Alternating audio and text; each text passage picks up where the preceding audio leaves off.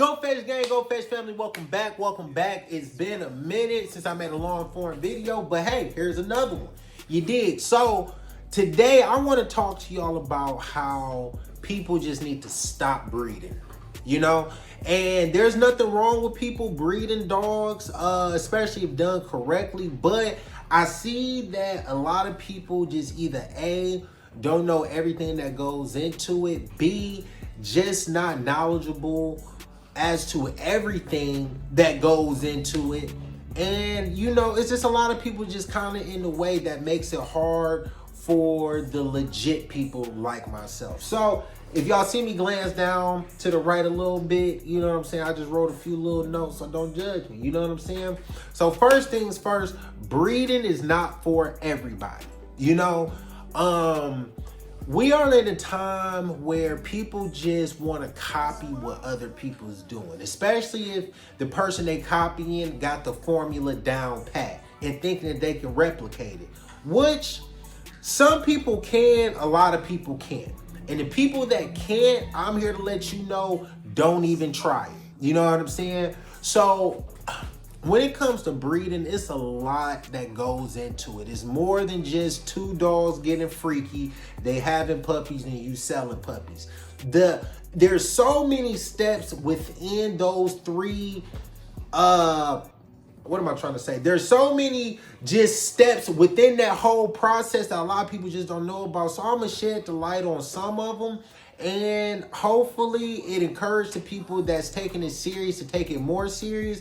And the people that's kind of on the fence about it, hopefully they sway you not to go down this route, because it could either be very successful or it could be very bad for you. So when it comes to breeding, if done wrong, it could be a very bad investment for you. And I'm gonna break down some of this. So for you to get a dog with papers, or a dog of quality with papers, is gonna run you about $3,000. So you're already $3,000 in the hole, right? Then you gotta raise the dog until it's mature enough to breed. So that could take anywhere from like 1.5 to 2 years. So that's including vet visits, that's including food, that's including anything emergency. Your dog done chewed on a toy and got it lodged somewhere.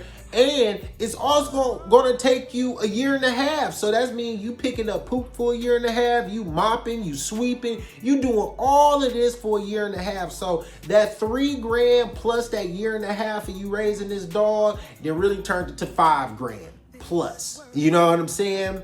Then it's time to actually do the breeding. So a step that a lot of people try to skip is the progesterone test. Now for those of you who don't know, a progesterone test is a test to let you know the right time to breed your females. And this is if you have a female. If you have a male, it's a little bit easier. But if you're raising this dog for up to 2 years, it makes sense for you to get a progesterone test so you don't miss the breeding. Now I done dealt with people that just wanted to just kind of be whimsical with it. Like, yeah, bro, I don't want to spend the extra $100 for the progesterone test. We could just do the breeding. And it's just like, okay, we could do the breeding and you could pay me my stud fee, which is about $2,500. So now you about $7,500 after you done paid me $2,500 for my stud. But if you don't want to do the progesterone testing to ensure this is the right time to breed, you really just kind of threw money down the drain, and not necessarily throw it down the drain if you're dealing with me, because we can run it back in the future, but the future is another 6 months from now. It's not like we can run it back next month and, now your dog pregnant. No, you got to wait a half a year because you did not want to spend that extra $100 to ensure this is the day to do the breeding. So this can be a very expensive business venture. This can be a very expensive hobby. And if you're not willing to follow all the steps correctly, it could go horribly bad and you just throwing money down the drain. Now, for the people that just have a pet home dog, this does not apply to you. This is only for the people that actually buys a dog to breed. A pet home, This dog, a pet home dog, you could probably get for $1,500, $2K, $1,000, and this is just your man's or your girl's. So like I said, this just might not apply to you if you have a pet home. But for a breeding dog, this is a whole different ball game. Now, I'm talking in terms of having a female.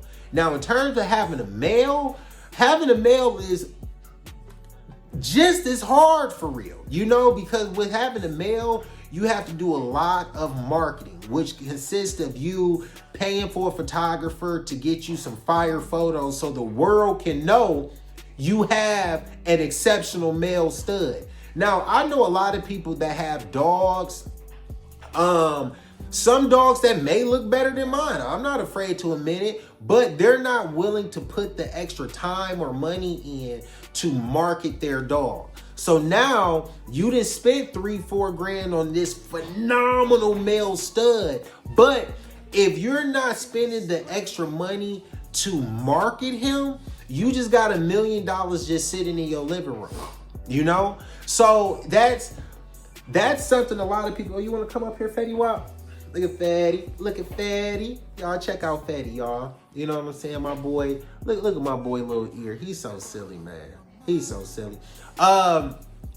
Yeah, so you can have $1 million dog at home, but if you're not willing to market the dog or go to dog shows or walk your dog in a very popular place in your city, nobody will know that you have a nice dog that you actually trying to stud out or breed, So that's that. Another thing I want to talk to you about is having a proper mentor. When I first started, I didn't have no mentors, but what I did have, I had time. I had time to learn, to study, to watch, and just be observant of the people that I actually wanted to the people level that I actually wanted to reach. Now, a lot of people don't have time. You know what I'm saying? A lot of people have families. A lot of people have full-time jobs. There's a lot of things a lot of people just have going on. So having the proper mentor is very crucial if you want to be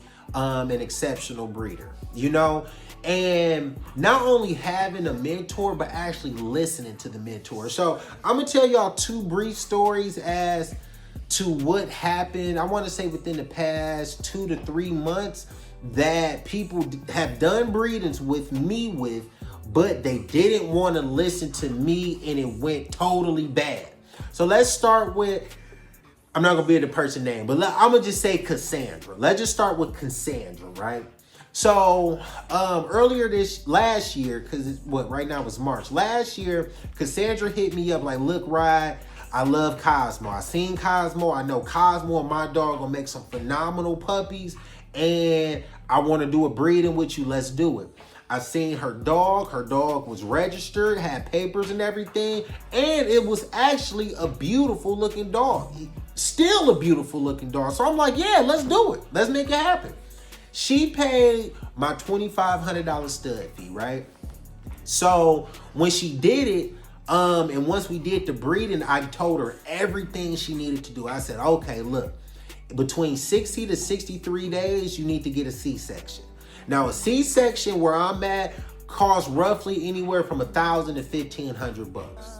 That's the inconvenience for everybody. But a C-section ensures that you actually get all your puppies, So with the bullies, with the bully breed from English Bulldogs, American Bullies, Frenchies, these dogs need C-sections. They're, I'm not sure the proper term, but their canal in which the puppies get pushed through is very small, and these puppies' heads are very large for a small frame dog. So 9 times out of 10, when these dogs try to give birth naturally, they might have an issue with the dog getting stuck in the canal. And when that happens, that cut off the oxygen for the rest of the puppies, and chances are the rest of them gonna pass away. Or there's a strong possibility that may happen. Not necessarily all the time, but a good percentage of the time. So I told this lady, I said, look, between 60 and 63 days, you need to schedule a C-section. I told her where to go. And I said, that makes the process quick. A C-section is only about 30 minutes. You get all the puppies out. The mom don't have to go through straining to push these puppies out. And you get to go home, and it's just a real simple process. This lady didn't want to do it. And I'm about to tell you exactly the repercussions of it. So, like I said, she liked Cosmo because she really wanted a blue tri-merle. And when she had her litter, she had a blue tri-merle. She had one merle in that litter, and that merle passed away.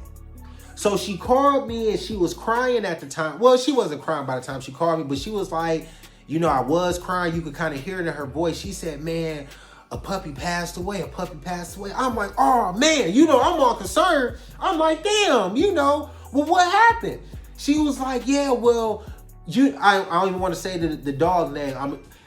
Cassandra dog, let's say Snow. Snow had these puppies natural, and I think one of them got stuck, and the one that got stuck was a blue tri-merle, and he passed away. And when she told me that, the first thing I said, so you never scheduled the C-section? She said, no, I never scheduled the C-section. So when she told me that, I was just like, bro, if you would have scheduled that C-section, that puppy would have survived because that puppy had got stuck in the canal. And I think it was 4 puppies total, and it was only one blue tri-merle. It was only one merle in the whole litter. The rest of them came out looking like the mom, which was absolutely phenomenal, you know? But she paid that stud fee because she wanted a dog just like Cosmo, and a dog just like Cosmo was produced, but she didn't get the C-section, so the dog passed away, you know? And $1,000 or $1,500, that's a lot of money. I ain't gonna hold you up. But that money is paid so you can ensure that these puppies are delivered safely. You know what I'm saying? Because even if you lose one puppy in the birthing process, you should have just got a C-section. You know, because on average, a bully puppy is, let's just say on average, about $2,000. You still would have been in the green even if you would have sold this dog at $2,000. And let's say you went the most expensive route with the C-section for $1,500 and you sold this dog for $2K, you still in the green for $500, you know? But instead, this puppy passed away. This is the one she wanted to keep. So now in her head, this whole breeding was a waste because the one that she wanted to keep passed away. And I told her, I try not to rub it in with folks, but I told her, I said, sweetheart, this is why I said to get the C-section. You know, you should have got it. So fast forward, I was telling her everything else she needed to do. I said, all right, look, at week 6, you need to get the first round of shots. Week 9, you need to get the second. Week 12, you need to get the third. By the time they get their third round of shots, they're good to go outside. That could be a selling point for any future family. Like, hey, these dogs got all their shots. Also, a lot of people like their dog's ears cropped. Some of them don't, some of them do, you know? But if you don't, with me personally, if you don't lock in a dog within a certain amount of time and you don't want their ears cropped, I get the ears cropped anyway because more people want them cropped than uncropped. So she called me one day. She was like, yeah, Rod, I still got all the puppies. Which A, lets me know she has not been marketing these dogs effectively. B, when I asked her, I said, okay, well, how's the dog shot? She said, I haven't got them any shots. So when she told me this, I'm like, well, how old are these puppies? She said, yeah, they about like 3-4 months old. And I'm just like, bro, why didn't you give these dogs their shots? You know? And it gets frustrating on my end when I'm trying to give these people, you know, a heads up as to what to do to be successful and they don't want to listen. So not only do you have to have a good mentor, you have to be willing to listen. I'm going to tell you another brief story. Prince had a breeding with this phenomenal blue tri female, right? The dog got pregnant. She was getting big. I reached out to my guy a few days before these puppies should have been due. And I asked him, I said, hey, these puppies gonna be due any moment now. You know, how's the mom doing? Oh, she doing good. She doing good. I said, hey, you gonna do the C-section? He said, no, I'm gonna have her deliver them naturally. Now, this dog is big enough to deliver them naturally, but me personally, I personally still like to do C-sections. So I reached out to him about 2 days later. I'm like, hey, did the puppies come? He said, no, they didn't come. So I expressed to him, I said, okay, well, it's been about 62, 63 days. A dog is only pregnant for 63 days. So anytime after today, it might be a problem. Oh, man, well, yeah, we going to see. She has been nesting. And, you know, we just going to see how everything go. So I let a few days pass because I don't like to hassle anybody. You know, I understand people have a regular life. I reached out to him. I said, man, how the puppies doing? He said, she still ain't have them yet. Now, when he told me this is day 67. These puppies should have been here anytime between the day 60 and 63. It's day 67. So I told him, I said, bro, you need to take this dog to the vet because something is not right here. He ended up taking the dog to the vet and the puppies did not survive. And it's just like, you know, it gets frustrating on my end because it's just like, I'm telling you the formula. I have the formula down pat because I done been through it all. I done had dogs pregnant, lose the whole litter. I done had dogs have phantom pregnancies. I done had dogs try to do natural birthing and I still had to go get a C-section. And that's what made this last situation a little bit more interesting because it's just like, bro, you wanted to avoid the C-section, but you still needed to get the C-section anyway because she didn't have the puppies on time. So you still had to spend the money. So it's just like, bro, it's just like people get you a mentor and most importantly, listen to the mentor. You know, and if you're not going to listen to your mentor, there's no purpose of you even breeding at all. Lastly, and I'm gonna wrap this video up because it turned out to be a little longer than expected. Oh, you want some love too? All right, yeah, Fetty, you gotta go. Fetty been rocking with me this whole video. Shout out to Fetty, which is also available. But here go my girl Darcy right here. What's up, Darcy? What's up, Darcy? Say hello to the people. Say hello to the people. So, the money don't come as fast as a lot of people think it does. You know, bare minimum, it's like a 4-month turnaround process. Bare minimum. So the mom is pregnant for about like 2 months, anywhere from 60 to 63 days. Then any ethical breeder is going to raise these dogs until they are week 8 before they start finding them new homes. So off bail, it's a 4-month turnaround process. But just because the puppies are 8 weeks don't mean all of them have homes. So you still have to do your due diligence in finding them a good home, which consists of marketing, which is mainly marketing. And I done had dogs up to month 5. Have I had one up to month 6? I don't know if I ever had one up to month 6, but I definitely had one up to month 5, which means that was a 7-month turnaround time, you know? So a lot of people think this is like a get rich overnight quick scheme, breed dogs, make money. You can breed dogs and make money, but if you just coming into it just for making money, you're not going to last. You actually have to have a passion for these dogs because a lot of times you just might break even. There's been many times I done had a litter in which I broke even, you know, but that's where the passion come in at because, you know, that's what makes the whole process more tolerable. You know what I'm saying? Like right now, I absolutely love this. You know what I'm saying? I'm thoroughly enjoying this dog all the way up to the point where she goes home, which she is available. Darcy is available. Hey, mama dear, mama poop. You know?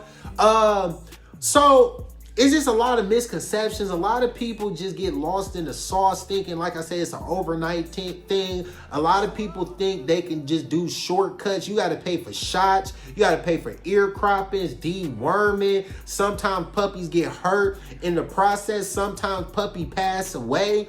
You know, so you have to be aware of all of that. You have to be prepared for all of that. And if you're not going to last long and it's going to be a horrible, horrible experience for you. Trust me, I've seen it happen a dozen times. Do you know how many people see me breeding dogs was like, oh man, yeah, bro, you can do it. I can do it. I'm a breed dog. They have not been successful. You know what I'm saying? They done threw in the towel. They done gave up. Even a lot of experienced breeders have given up after a while because it's like the market is flooded with people that is just in the way. You know what I'm saying? And it's just a lot. You gotta have that time. You're gonna be cleaning up. You're gonna be training. You're gonna be talking to people. And if you don't have that time, I advise for you to find a whole nother lane. But I'm tired of talking y'all ears off. I'm getting kind of thirsty and all that. I do have a few pups available. I don't know. Fetty. Hey, Fetty.